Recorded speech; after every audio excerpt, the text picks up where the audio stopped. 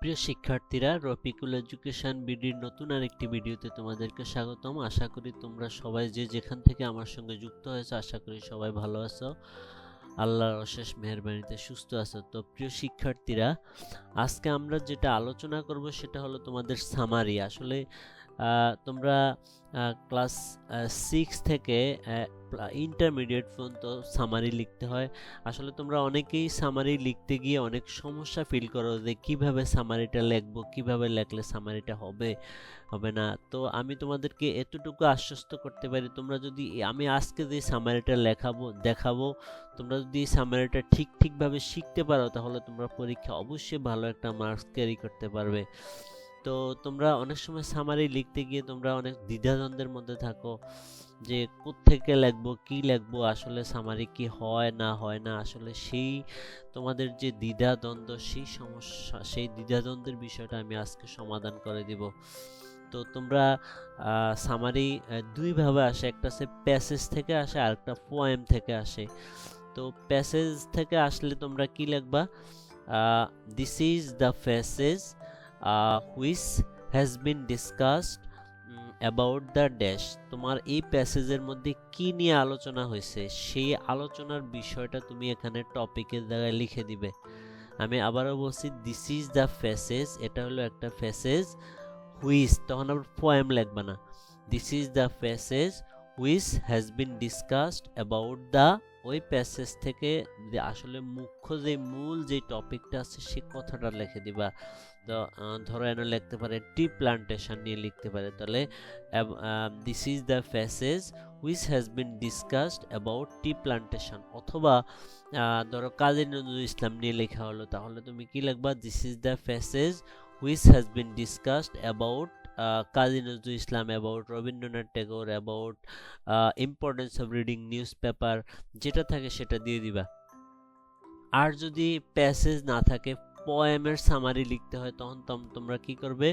This is the poem, এটা হলো একটা কবিতা, হুইচ হ্যাজ বিন ডিসকাসড, যাহার মধ্যে আলোচনা করা হয়েছে, অ্যাবাউট, ওই পোয়েমের মধ্যে কি নিয়ে আলোচনা করে, যদি নেচার, প্রকৃতি নিয়ে আলোচনা করা হয় তাহলে অ্যাবাউট নেচার, মানে দা লিখলেও হয় অ্যাবাউট দ্য নেচার, অথবা অ্যাবাউট নেচার, অথবা অ্যাবাউট অন্য যে কোনো বিষয় থাকতে পারে, সেই বিষয়টা তুমি এখানে লিখে দিবে।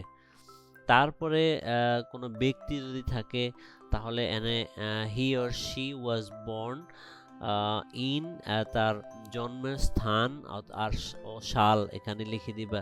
হি ওয়াজ বর্ন ইন এত অমুক স্থানে।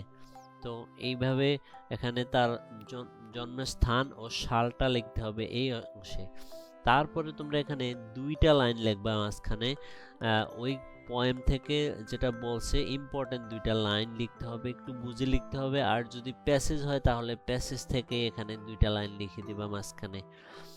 তারপর আমরা যেটা চলে আসবো শেষ কিভাবে করবে।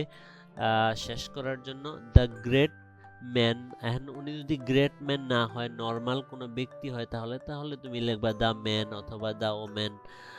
অফ অল দ্য টাইম লিখতে পারো, না লিখলেও সমস্যা নাই। তাহলে কি হবে? দ্য ম্যান হ্যাড ডাইড, লোকটা মারা গিয়েছিলেন, ইন, তারপরে প্যাসেজ থেকে ওনার মৃত্যু সালটা দিবা, অথবা দ্য ওমেন হ্যাড ডাইড, এরপরে প্যাসেজ থেকে ওনার মৃত্যু সাল। আর যদি কোনো, যেমন কাজী নজরুল ইসলাম, রবীন্দ্রনাথ ঠাকুর, ডক্টর মোহাম্মদ শহীদুল্লাহ, এই ধরনের আরও বিখ্যাত ব্যক্তিদের, শেক্সপিয়ার, এই ধরনের যদি লোকেরা থাকে, তাহলে কি হবে? দ্য গ্রেট ম্যান অথবা the great women of all the time. তখন গ্রেট ম্যান থাকলে অফ অল দ্য টাইম বিষয়টা দিবা, কারণ তখন এটা একটু আরো ভালো হবে। দ্য গ্রেট ম্যান অথবা the great women of all the time had died in, তারপরে প্যাসেজ থেকে মৃত্যু সালটা এখানে দিয়ে দিবে। তারপরে তোমরা যেখানে চলে আসবে ফ্রম দিস প্যাসেজ, এই প্যাসেজ থেকে উই ক্যান লার্ন, আমরা শিখতে পারি অ্যান্ড নো, এবং জানতে পারি মেনি থিংস, অনেক কিছু, হুইচ উইল বি ইউজফুল, যেটা হবে অনেক উপকারী, ফর আওয়ার ফিউচার লাইফ, আমাদের ভবিষ্যৎ জীবনের জন্য।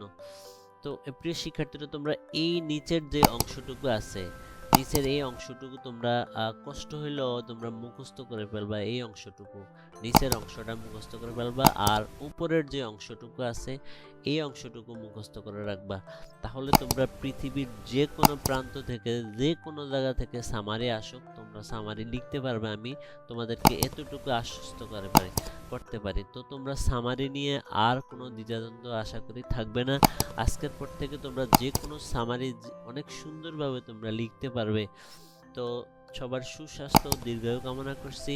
যদি ভিডিওটা ভালো লেগে থাকে আর তোমরা যদি আমার চ্যানেলে নতুন হয়ে থাকো অবশ্যই আমার চ্যানেলটাকে সাবস্ক্রাইব করে রাখবে, আর ভিডিওটা ভালো লাগলে অবশ্যই একটি লাইক দিবে, আর ভিডিওটা কেমন লাগলো সেটা অবশ্যই আমাকে কমেন্টস করে জানাবে। আর তোমরা আরও কি জানতে চাও সেটা আমাকে কমেন্টস করে জানালে আমি তোমাদের সে মতো সহযোগিতা করতে পারবো। তো কথা আর বাড়াচ্ছি না, আজকের মতো এতটুকুই। সবাই ভালো থেকো, আবার দেখা হবে নতুন কোনো ভিডিও নিয়ে, নতুন কোনো টপিক নিয়ে। সে পর্যন্ত সবাই ভালো থেকো, আল্লাহ হাফেজ।